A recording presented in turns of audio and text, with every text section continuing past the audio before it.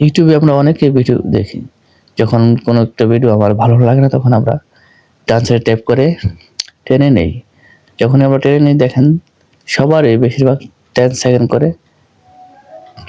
টানতে পারেন, কিন্তু একটা সেটিং মাধ্যমে আপনার সর্বোচ্চ 1 মিনিট টানতে পারবেন, 60 সেকেন্ড। তো কিভাবে টানবেন, তো শুরু করা যাক। এরকম গুরুত্বপূর্ণ ভিডিও পেতে চাইলে অবশ্যই আমার পেজটা ফলো দিবেন এবং শেয়ার করে টাইমে রেখে দিবেন।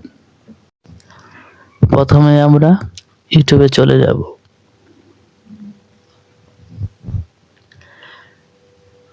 নিচে প্রোফাইল আইকনে ট্যাপ করব, তারপর উপরে সেটিং এ ট্যাপ করব, তারপরে স্ক্রলিং করে নিচে গিয়ে দেখব